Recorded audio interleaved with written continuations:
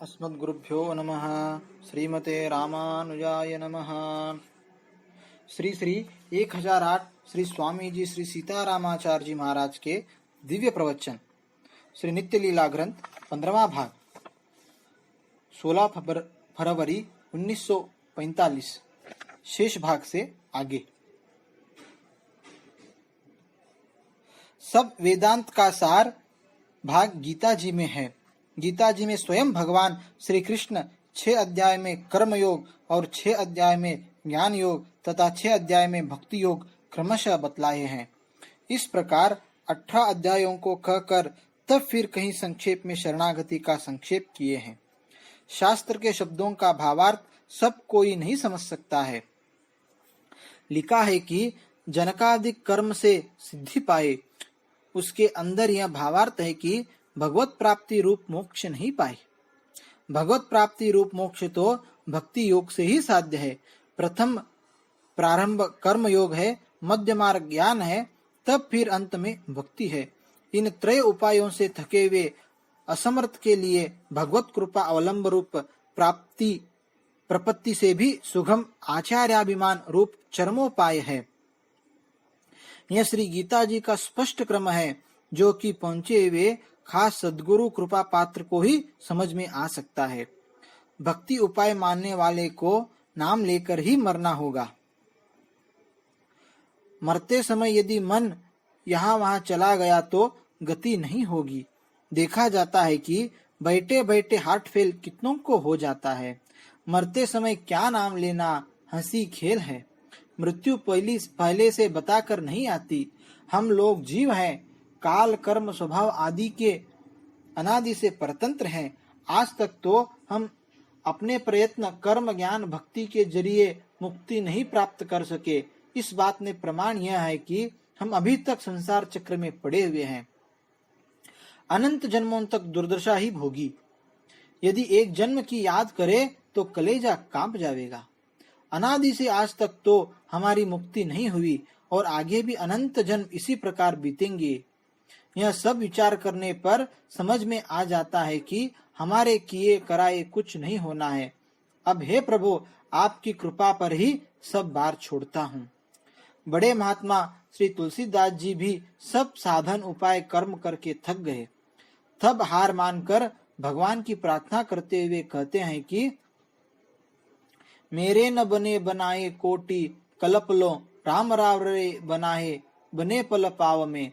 कृपा ही को पंत चितवन दिन हो दिन रात। ऐसी बहुत सी प्रार्थनाएं भगवान की किए हैं। प्रभु कृपा करके कब हमें अपने परम पद धाम ले जाएंगे। अपन थक गए, मैं करूंगा और तरूंगा ऐसे अवलंब को छोड़ दिया। जैसे कि अतः जल सागर में कोई गिर जावे और तैरते तैरते थक जावे तथा किनारा भी बहुत दूर हो, पार लगने की कोई उम्मीद नहीं रही। अपने को सब भांति से असमर्थ समझकर तैरना बंद कर दिया। सांस भी रोक लिया, एकमात्र निरावलंब हो गए। तब फिर क्या होता है कि ऐसे निरावलंब को यह अतः जल राशि डुबाता नहीं है, उल्टा किनारे की तरफ उसे फेंक देता है। निरावलंब को हाथ पैर नहीं हिलाना चाहिए।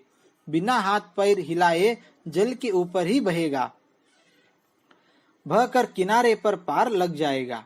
जो मनुष्य अपनी मुक्ति अपने किए हुए धर्म कर्मों से चाहता है, अपनी चिंता खुद करता है, ऐसे जीव की चिंता भगवान नहीं करते। सब जीव अपनी चिंता करना छोड़ देता है, ऐसे उपाय शून्य जीव की चिंता स्वयं भगवान करने लगते हैं। भगवान की श्री कृपा इसी प्रकार की है। कृपा का अवलंब लेने पर जरूर ही भवसागर से पार हो जाएंगे। यह सब शरणागति के स्वरूप पर कहा गया है। यह बहुत ही सूक्ष्म विषय कहा जा रहा है। 18 अध्याय श्री गीता जी के सुनकर अर्जुन जी शोक में पड़ गए। उनके मुंह की रोशनी उड़ गई। भगवान कहे कि मैंने सब कुछ कर्म ज्ञान भक्ति आदि का स्वरूप तुमको बता दिया। अब तुम स्वयं ही निर्णय कर लो और जो करना चाहो सो करो। जैसा करोगे वैसा फल पाओगे। अर्जुन ने विचार कर निर्णय कर लिया कि साधन रूप कर्म आदि की सिद्धि तो मुझसे किसी भी प्रकार नहीं हो सकती। मन इंद्रियों को वश करना वायु को वश में करने से भी कठिन है। बच्चों का खेल तो नहीं है। लाखों करोड़ों साधन करने वाले हजारों लाखों बरस साधन करके भी मुक्ति लाभ नहीं कर सके। साधन योग में भ्रष्ट होकर फेल हो गए। सात मनवंतर तक साधन योग करने वाले मार्कंडेय मुनि का प्रसंग कई बार कहा जा चुका है। जब ऐसे लोग फेल हो गए तो फिर सामान्य लोगों के लिए क्या कहा जाए। हमें 130 वर्ष के अद्वैती सन्यासी मिले थे। उनसे हमने कहा कि वेदों में कहा गया है ब्रह्म का लक्षण तो आप में एक भी उत्पन्न हुआ दिखता नहीं। 130 वर्ष के अद्वैती साधना अहम ब्रह्मास्मि जप कर क्या लाभ उठाया। ऐसी बहुत सी बातें सुनकर वे चुप हो जाते थे। वे सन्यासी होते हुए भी एक दिन भोजन बनाने वाले से कहे कि बैंगन की कड़ी बनाओ। सन्यासी हो तो भी रसना इंद्रिय वशीभूत नहीं है, तो फिर अन्य इंद्रियों को वश में करना क्या कोई खेल है। हरा धनिया की पत्ती, ताजा पका कागदी नींबू का रस, अदरक जीरा हरी मिर्च की मसालेदार चटनी बनाने के उस कर्म में ही जीभ में पानी आ जाता है। जीभ में खारा खट्टा मीठा कड़वा एक समान माने तब समझो कि रसना इंद्रिय वश में हुई है। रसना इंद्रिय को जब भट्टे का साग खाने में स्वाद आता है तो फिर सभी इंद्रियों का विषय व्यवहार किया ही जाएगा। किसी इंद्रिय का विषय नहीं रोका जा सकता। इंद्रिय का विषय रोककर इंद्रिय वशीभूत करने के प्रयत्न में लगते ही इंद्रियों का विकार बहुत प्रबलता से उत्पन्न होता है। आंख इंद्रिय का विषय रूप है। रूप बड़े से बूढ़ों को भी परवश कर देता है। लोक समाज की लाज मर्यादा और राज्य के शासन की कड़ी दंड व्यवस्था के डर से ही लोग कुछ डरते हैं। यदि ये सब डर न हो तो मनुष्य के उच्च कल्पने की हद हो जाए। परमहंस ज्ञानी भक्त ने हिरणी का रूप देखा।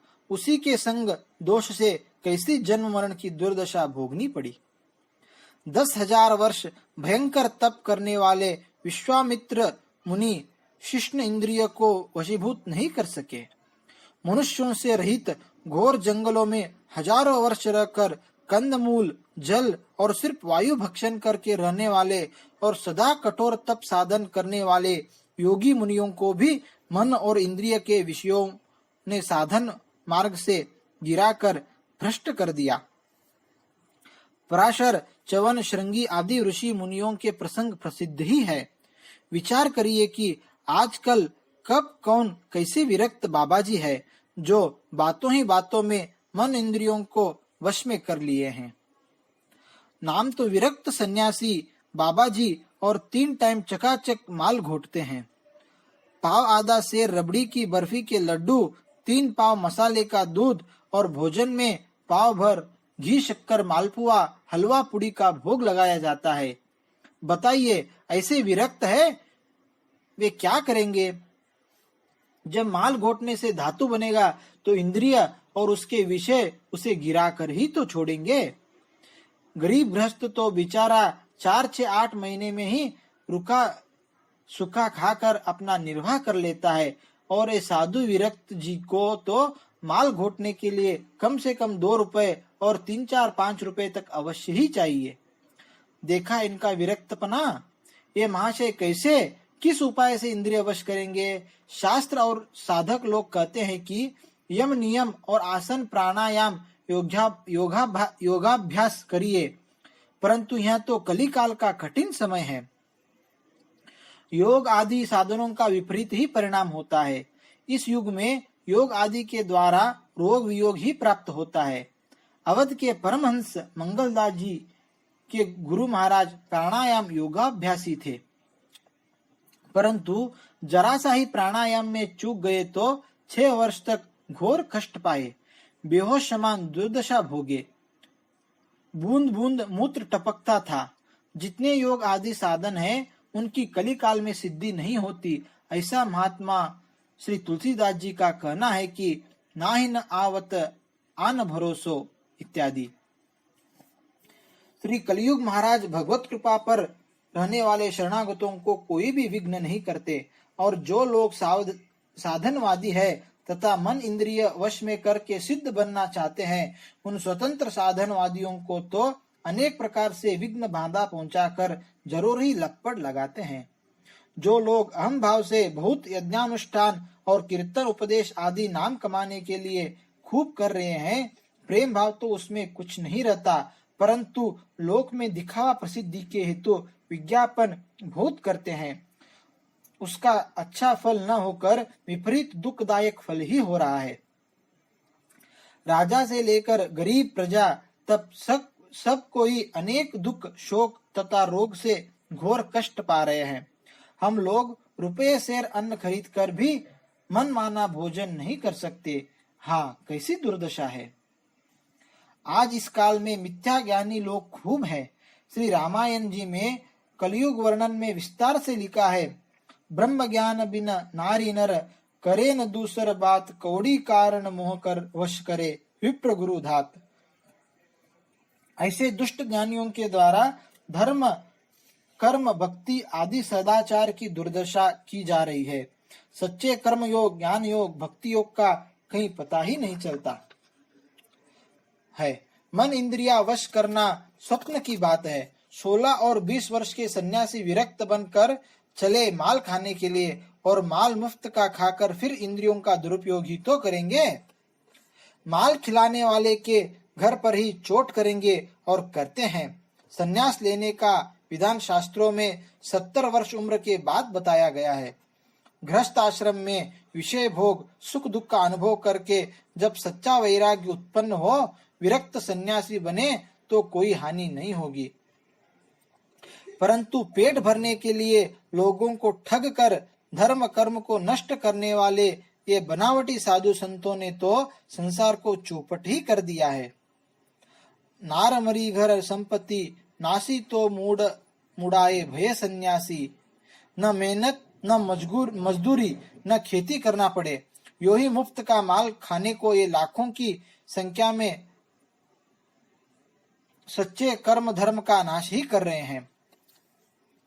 सच्चे संत साधु मुनि के शिष्य ने परीक्षित राजा को श्राप दिया तो यह श्राप सच होकर रहा, क्योंकि सच्चे संत के सच्चे शिष्य के अंदर वह पावर, तप, शक्ति उत्पन्न होकर रहती है। आज तो दुनिया को ठग कर नाम प्राप्त करने भर के संत सन्यासी, भक्त, पंडित, बहुत ज्ञानी जन ज्ञान कथन करते हैं, परंतु मुंह पर प्रकाश नहीं है। कसाई का सा चेहरा दिखता है। व्यर्थ कोरा ज्ञान कथन करने से क्या होता है? सच्चा अनुष्ठान का होना जरूरी है। साधक के लिए साधन मार्ग बहुत लंबा है। लाखों जन्म में शायद ही सिद्धि लाभ हो सके। एक बात यह है कि साधक को थोड़ी ही सिद्धि का चमत्कार दिखता है तो समझ लेता है कि अब मैं भी कोई चीज हूँ। दूसरों पर सत्ता जमाने के लिए श्राप और आशीर्वाद देने लगता है।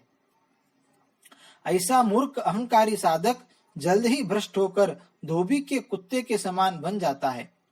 पवित्र सरयू तीर, गंगा तीर या अन्यत्र रहकर साधन करने पर थोड़े समय में कुछ वाक्य सिद्धि आदि चमत्कार की प्राप्ति कभी कभी किसी को होने लगती है।